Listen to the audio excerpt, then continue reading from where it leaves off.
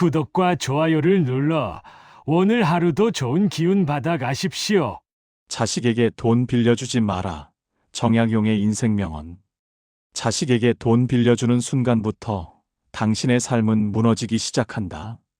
이 말이 지나치게 냉정하게 들릴 수 있다. 그러나 수많은 부모가 그 한 번의 도움으로 평생의 후회를 만들었다. 전화가 울린다. 반갑지 않다. 먼저 올라오는 건 불안이다. 이번엔 또 얼마가 필요하다고 할까? 수화기를 들기도 전에 마음이 이미 내려앉는다. 정약용은 말했다. 돈이 오가면 마음이 다친다.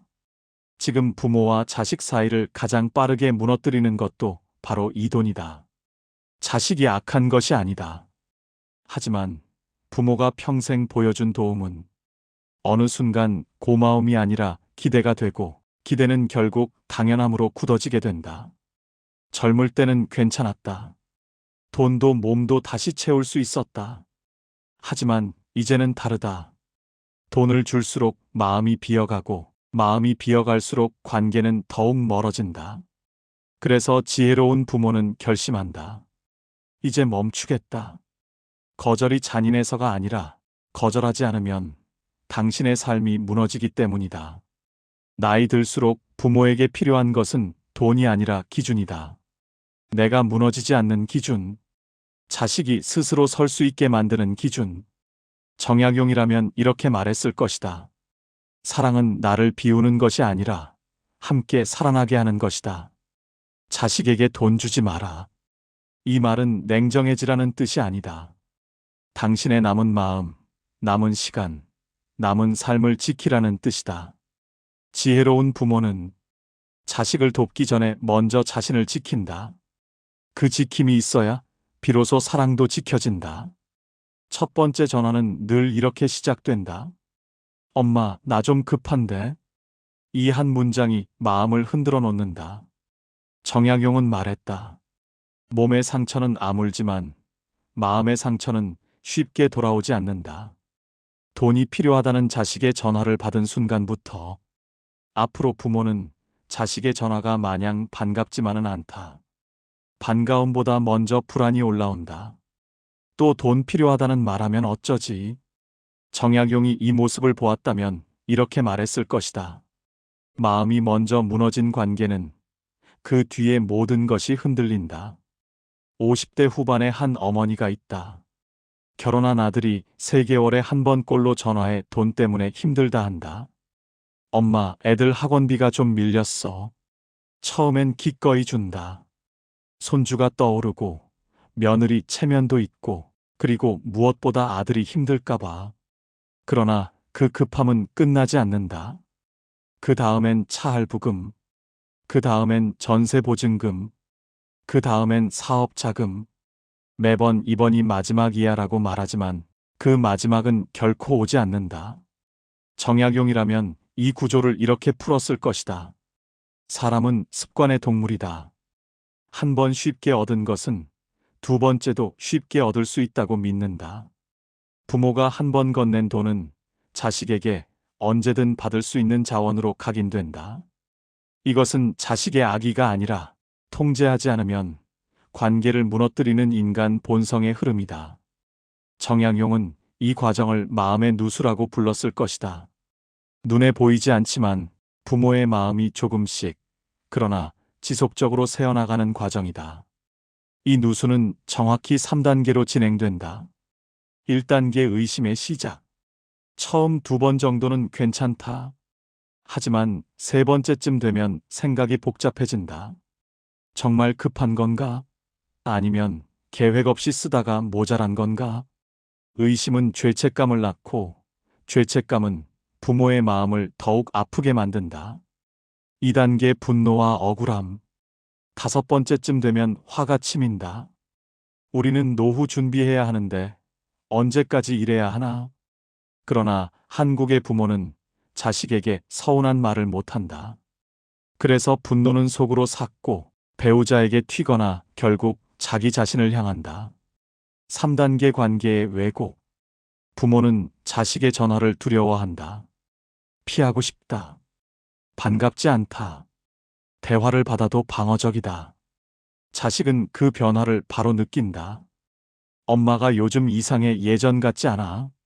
그렇게 온도는 떨어지고 관계는 틀어진다. 정약용의 말처럼 마음의 누수는 한 번 시작되면 다시 채우기 어렵다. 육체의 피로는 쉬면 회복되지만 마음의 상처는 반복되는 순간마다 깊어지고 오래 남는다. 반복되는 금전 요구는 부모의 마음을 지치게 한다. 그 구조는 이미 명확하다. 자식에게 돈을 주는 것은 도움을 주는 것이 아니라 관계의 균형을 망치는 일이다. 돈이 오가는 순간 부모와 자식의 관계는 이미 예전 모습이 아니다. 정약용은 재물을 두고 사람을 살릴 수도 사람을 망칠 수도 있는 칼이라고 했다. 칼을 어떻게 쓰느냐에 따라 생명이 갈리고 관계도 갈린다. 부모와 자식 사이도 똑같다. 돈이 오고 가는 순간 그 관계는 바뀌기 시작한다. 처음에는 아무도 눈치채지 못한다. 그러나 변화는 이미 시작된 것이다. 정약용은 목민심서에서 말했다. 재물은 선도 악도 아니다. 그것을 쓰는 마음이 선악을 결정한다. 그는 재물을 흐르는 물에 비유했다. 고이면 썩지만 너무 빠르게 흐르면 제방을 무너뜨린다. 부모와 자식 사이의 돈도 똑같다. 한 번 흐르기 시작하면 흐름이 점점 빨라지고 어느 순간 부모 자식 관계는 무너진다. 첫째, 돈은 주는 사람을 우위에 세운다. 부모는 의도하지 않는다. 하지만 돈을 건네는 순간 내가 도와줬다는 무의식적 우월감이 생긴다. 말하지 않아도 관계 속에 스며든다. 자식도 그 기류를 느낀다. 그래서 감사보다 위축이 먼저 온다. 둘째, 돈은 받는 사람을 의존하게 만든다. 처음에는 미안해한다. 두 번째는 고마워한다. 세 번째부터는 기대가 된다. 그리고 네 번째쯤 되면 당연함이 된다. 정약용은 경계했다. 사람은 스스로 서야 존엄하다. 남에게 기대는 순간 그 존엄은 흔들린다. 부모의 도움은 자식을 키워주는 것이 아니라 자식을 약하게 만드는 것이다. 셋째, 돈은 대화를 없앤다. 부모와 자식이 나눠야 할 것은 마음이다. 안부, 건강, 삶, 웃음, 고민. 그러나 돈이 중심에 서면 대화는 사라진다. 엄마, 요즘 어때? 에서 엄마, 나 좀 급한 대로 바뀌는 순간 그 관계에는 사람이 없다. 남는 건 거래뿐이다. 자식이 부모를 돈으로만 찾는다면 부모는 이미 사람이 아니라 금고가 된 것이다. 금고는 사랑받지 못한다. 필요할 때만 열릴 뿐이다. 돈이 관계의 중심이 되는 순간 그 관계는 이미 위태롭다. 자식에게 돈을 줄 때 원칙이 없는 부모는 결국 자신부터 무너진다. 정약용은 말했다. 베풀매도 법도가 있다. 법도가 없으면 선도 악이 된다. 부모의 사랑이 한없이 깊어 보이지만 원칙 없이 흘러나온 도움은 결국 부모의 삶을 갉아먹고 자식의 힘을 약하게 만들 뿐이다. 그래서 정약용은 베풀물 경계했다. 아니, 원칙 없는 베풀물 경계했다. 원칙일 필요와 욕심을 구분하라. 정약용은 인간의 필요를 두 가지로 나눴다. 생존을 위한 필요와 욕망에서 나온 필요. 앞의 것은 도와야 하고 뒤의 것은 경계해야 한다. 부모는 자식에게 이렇게 물어야 한다. 이 돈이 없으면 정말 삶이 무너지나? 병원비, 갑작스러운 실직, 재난. 이런 것은 부모가 도와야 할 영역이다. 하지만 명품 가방, 과도한 학원비, 신차 구입, 무리한 전세 확장은 다르다. 그것은 급함이 아니라 욕심이다. 욕심은 부모의 도움으로 채울 이유가 없다. 한 아버지는 아들에게 이렇게 물었다. 내 요청을 들어주지 않으면 너와 가족이 거리로 나앉나? 아들은 대답하지 못했다. 그 한 질문이 관계를 뒤집었다. 그날 이후 아들은 자신의 생활을 돌아봤고 아버지는 무조건 주는 부모에서 벗어날 수 있었다. 원칙 이 한계를 명확히 하라. 정약용은 말했다. 경계가 없는 관계는 반드시 무너진다. 부모는 자식에게 줄 수 있는 한계를 명확히 말해야 한다. 이것은 인색함이 아니라 교육이다. 잘못된 대화는 이렇게 흐른다. 얼마나 필요한데? 500만 원이요. 알았다. 보내마. 이 방식은 자식을 약하게 만들고 부모를 금고처럼 만든다. 지혜로운 대화는 다르다. 얼마가 필요하냐? 500만 원이요. 우린 노후 자금이 한정돼 있다. 최대 200만 원까지는 도와줄 수 있다. 나머지는 내가 스스로 마련해야 한다. 그리고 이건 이번 한 번이다. 한 어머니는 딸에게 이렇게 말했다. 내 마음은 널 끝까지 돕고 싶다. 하지만 내가 늙어서 너에게 손 벌리고 싶진 않다. 내 노후를 지켜야 너의 삶도 지킨다. 딸은 울었다. 그러나 이해했다.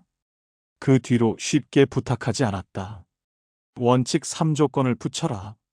정약용은 베풀매의 핵심을 이렇게 설명했다. 베풀되 그 베풀미 상대를 더 강하게 만들어야 한다. 조건 없는 돈은 관계를 흐리게 한다. 그러나 조건이 붙은 돈은 자식을 성장시킨다. 예를 들어 자립 조건을 붙인다. 이번엔 300만 원 도와주겠다. 대신 3개월 안에 지출 계획표를 만들어라. 그리고 비상금 통장을 만들어라. 또는 책임 조건을 붙일 수도 있다. 전세자금 1,000만 원 보태주겠다. 하지만 이건 빌려주는 것이다. 2년 동안 매달 40만 원씩 갚아라. 이자는 받지 않겠다. 많은 부모는 말한다. 자식에게 빚쟁이 되고 싶지 않다. 그러나 정약용은 멈추지 않는다. 공짜로 받은 것은 가볍다. 갚아야 하는 것은 무겁다. 그 무게가 사람을 어른으로 만든다. 실제로 한 아버지는 아들에게 2천만 원을 빌려줬다. 3년 분할 상환 조건이었다. 아들은 처음엔 섭섭해했지만 매달 갚으며 절제하는 법을 배웠다. 3년 뒤 아들은 말했다. 아버지, 그때 그냥 주셨으면 저는 아마 지금도 계속 손 벌렸을 겁니다. 갚으면서 제가 달라졌습니다. 부모의 베풀문 자식을 편하게 만들기 위한 것이 아니라 자식을 강하게 만들기 위한 것이다. 정약용의 원칙은 지금 시대에도 똑같이 유효하다. 부모가 거절하지 못하면 결국 망가지는 건 부모 자식 모두다. 정약용은 말했다. 때로는 주지 않는 것이 참된 줌이다. 사랑이 깊다고 해서 모든 요구를 받아주는 것이 사랑은 아니다. 오히려 거절이 자식을 살리고 부모를 지키는 유일한 순간이 된다. 부모가 자식의 모든 요구를 들어주면 자식은 점점 약해진다. 능력이 없어서가 아니라 부모가 해결해주는 구조에 길들여졌기 때문이다. 한 60대 어머니는 딸에게 말했다. 이번엔 엄마가 도와주지 않겠다. 내가 감당할 수 있는 크기로 살아야 한다. 엄마가 계속 도와주면 넌 평생 엄마 없이 못 산다. 딸은 화를 냈다. 엄마가 그렇게 매정해? 그러나 6개월 뒤 딸은 가계부를 쓰기 시작했고 1년 뒤 어머니에게 이렇게 말했다. 엄마 그때 안 도와줘서 고마워요. 그게 저를 키운 거였어요. 정약용은 이렇게 말했을 것이다. 스스로 선 사람만이 존엄을 얻는다. 정약용은 말은 칼이 될 수도 약이 될 수도 있다고 했다. 같은 거절이라도 어떻게 말하느냐에 따라 자식의 마음을 살릴 수도 꺾어버릴 수도 있다. 또, 왜 그렇게 돈 관리를 못해? 안 돼. 이 말은 비난이다. 자식을 작아지게 한다. 내가 힘든 건 알아. 하지만 이번엔 도와줄 수 없다. 우리도 노후 준비가 있다. 대신 내가 해결할 방법을 같이 생각해보자. 이 말은 자식의 마음을 살릴 수 있다. 좋은 거절이다. 거절의 3단계 화법이 있다. 1단계는 공감하기이다. 내가 힘든 상황이라는 건 안다. 라고 공감해준다. 2단계는 한계 밝히기이다. 하지만 우리도 여유가 없다. 도와줄 수 없다. 라고 한계를 분명히 밝혀준다. 3단계는 대안 제시이다. 대신 지출을 줄일 방법이나 대출 같은 다른 방법을 찾아보자. 이 방식은 자식을 버리는 것이 아니라 자식이 스스로 해결하도록 돕는 방식이다. 거절하면 자식이 여러 반응을 보인다. 그러나 흔들리지 않아야 한다. 만약 자식이 엄마는 날 사랑하지 않아 라고 말하면 사랑해서 안 도와주는 거다. 내가 스스로 설 수 있어야 행복해진다. 라고 말해주면 된다. 만약 자식이 다른 집 부모는 다 도와주던데 라고 말하면 우리는 다른 집이 아니다. 우리 형편과 우리의 방식대로 간다. 라고 말해주면 된다. 어떤 자식은 연락을 끊을 수도 있다. 하지만 이것은 일시적 감정이다. 시간이 지나면 반드시 돌아올 것이다. 이때 부모가 먼저 흔들리면 원칙은 무너진다. 정약용이라면 이렇게 말했을 것이다. 진실은 쓰다. 그러나 그 쓴맛을 견딘 뒤에야 달콤함이 온다. 거절의 쓴맛을 견딘 자식은 결국 부모의 지혜를 이해한다. 부모가 자신의 노후 재산을 지키지 못하면 결국 부모, 자식, 삶 모두가 무너진다. 정약용은 말했다. 사람은 누구나 자기 삶의 주인이다.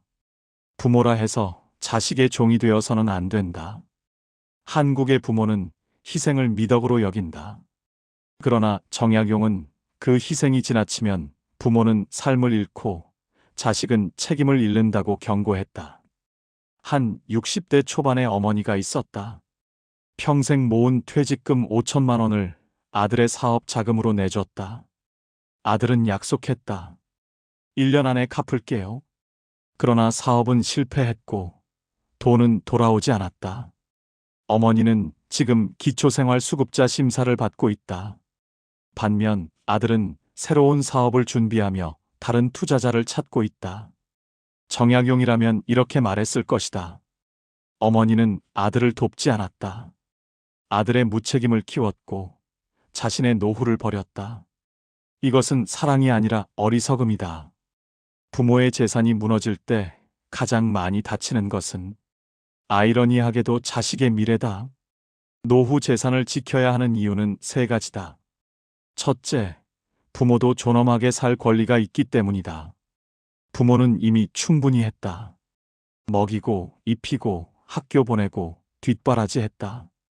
이제는 부모가 자기 삶을 살아야 할 시간이다. 노후 재산은 사치가 아니라 존엄이다. 병원비, 요양비, 기본생활비, 취미, 여행. 이 모든 것은 인간으로서 누려야 할 삶의 범위다. 자식을 돕겠다고 노후 자금을 비워버리고 정작 본인은 아파도 병원 못 가는 삶. 정약용은 이것을 본말이 전도된 삶이라 했을 것이다. 둘째, 부모가 무너지면 결국 자식이 떠안게 되기 때문이다. 많은 부모는 자식을 위해 내 노후를 포기한다고 말한다. 그러나 역설적으로 부모가 노후 재산을 지키는 것이야말로 자식을 위한 최선의 선택이다. 한 70대 아버지는 아들에게 이렇게 말했다. 내가 지금 너한테 안 주는 건 나중에 너한테 손 안 벌리려고 그러는 거다. 내 병원비, 내 생활비는 내가 내야 너도 편하다. 이 말을 듣고서야 아들은 깨달았다. 부모의 자립이 자식의 짐을 덜어주는 일이라는 것을. 셋째, 부모가 자립해야 자식도 자립을 배운다. 부모가 자신의 재산을 지키고 당당하게 사는 모습. 이것이 자식에게 남길 최고의 유산이다. 정약용은 말했다. 부모가 자식에게 물려줄 것은 재물이 아니라 자립하는 태도다. 자식은 부모의 삶을 보며 배운다. 당당한 부모를 본 자식은 이렇게 생각한다. 나도 나이 들어 저렇게 살아야지. 부모의 자립은 자식에게 미래를 견디는 힘을 물려주는 것이다. 결국 부모가 노후 재산을 지키는 이유는 단 하나다. 당신의 남은 생을 지키기 위해서, 그리고 자식의 인생까지 망치지 않기 위해서다. 정약용의 말은 지금 이 시대 부모에게 이렇게 닿는다. 희생은 때로 사랑 같지만 지나친 희생은 모두를 파괴한다.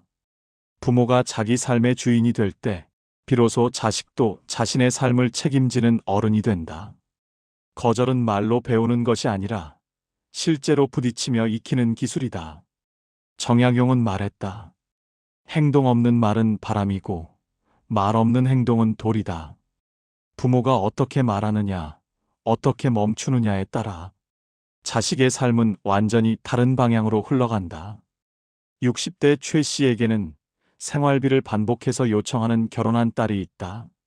40대 딸이 6개월마다 엄마, 학원비 좀 말하며 전화 온다. 사위는 수입이 있지만 딸은 소비가 많다. 이때 부모는 이렇게 말해야 한다. 딸아, 이번엔 도와줄 수 없다. 결혼했으면 내 가정은 내가 책임져야 한다. 학원비가 부담되면 학원을 줄이고 필요하면 내가 일해야 한다. 딸은 서운해했지만 3개월 뒤 파트타임 일을 시작했다. 학원도 줄였다. 1년 뒤 말했다. 엄마 말이 맞았어요. 그땐 내가 뭐에 씌였던 것 같아요. 또 70대 김 씨에겐 사업 자금을 반복적으로 요청하는 아들이 있다. 50대 아들이 이번엔 대박이다. 3천만 원만 도와줘요.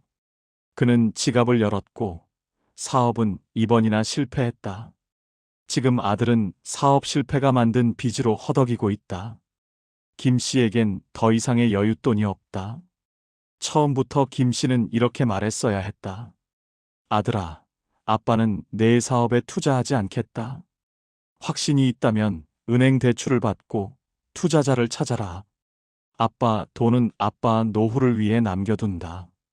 그랬다면 아들은 화를 낼 순 있지만 결국 다른 투자자를 찾기 위해 사업 계획을 정교하게 다듬을 것이다. 그리곤 이렇게 말했을 것이다.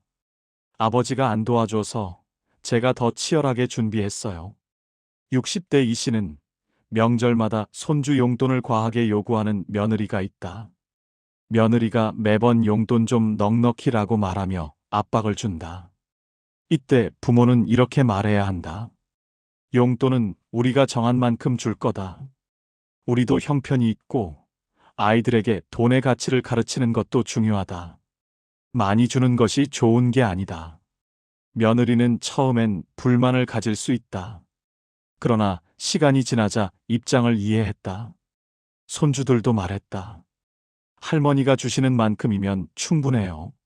3살에 모두 공통점이 있다. 부모가 멈추자 자식이 성장했다. 부모가 기준을 세우자 관계가 정리되었다. 정약용의 말은 지금 이 순간에도 통한다. 부모가 모든 것을 들어주면 자식은 아무것도 못 배운다. 거절은 단호해야 한다. 하지만 말은 따뜻해야 한다. 부모의 단호함이 자식을 세우고 부모의 따뜻함이 자식의 마음을 지킨다. 정약용이라면 이렇게 말했을 것이다. 거절은 막는 것이 아니라 길을 돌려주는 것이다. 돈이 오가면 마음도 흔들린다. 지혜로운 부모는 자신의 생을 먼저 지킨다. 정약용은 75세에 세상을 떠났다. 그가 남긴 중요한 철학이 있다. 스스로 서라. 죽기 전 그는 자식들에게 이렇게 말했다고 전해진다. 나는 너희에게 빚을 지우지 않았다. 너희도 나에게 빚졌다고 생각하지 마라. 우리는 각자의 삶을 살았다. 이 말에 부모와 자식의 관계가 가져야 할 모든 지혜가 담겨 있다. 부모와 자식은 서로에게 빚진 존재가 아니다. 부모는 자식을 키울 책임이 있지만 자식의 인생을 대신 살아줄 의무는 없다.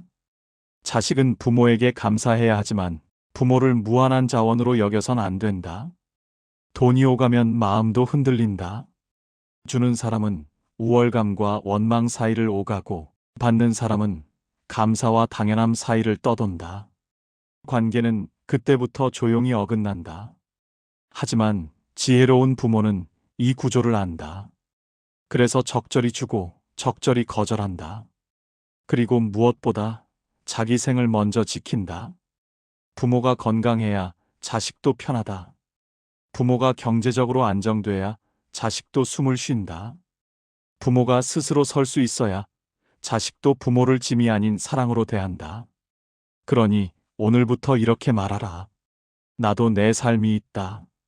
너를 사랑하지만 내 삶은 내가 책임져야 한다. 나는 너를 응원하지만 돈 주는 기계는 아니다. 이것이 냉정함이 아니다. 이것이 진짜 사랑이다. 그리고 이것이 진짜 지혜다. 정약용은 마지막에 이렇게 말했을 것이다. 부모의 마지막 의무는 자식을 독립시키는 것이다. 그리고 그 독립은 부모가 먼저 자기 삶에 독립할 때 완성된다. 50대, 60대, 70대 여러분, 당신은 이미 충분히 했다. 자식을 낳고 키우고 마음 다해 길렀다. 이제는 당신 차례다. 당신의 나머지 삶은 당신의 몫이다. 전화벨이 울릴 때 두려워하지 마라. 자식이 돈을 요구할 때 죄책감 느끼지 마라. 당신에게도 살아야 할 시간이 남아있다. 그 시간을 위해 재산을 지키고 그 시간을 위해 마음을 지켜라. 돈이 오가면 마음도 흔들린다.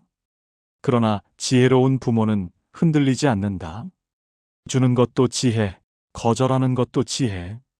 그 모든 지혜의 중심에는 단 하나의 진리가 있다. 나도 소중하다. 정약용의 말처럼 자신의 생을 먼저 지키는 자가 결국 모두를 지킨다. 당신의 노후가 평안하고 존엄하기를 바란다. 그리고 무엇보다 당신이 당신 삶의 주인으로 오래 살기를 바란다. 오늘 영상이 도움이 되셨다면 구독과 좋아요로 더 많은 분들께 이 메시지가 전해지도록 도와주세요. 당신의 오늘 선택이 행복한 내일을 만듭니다.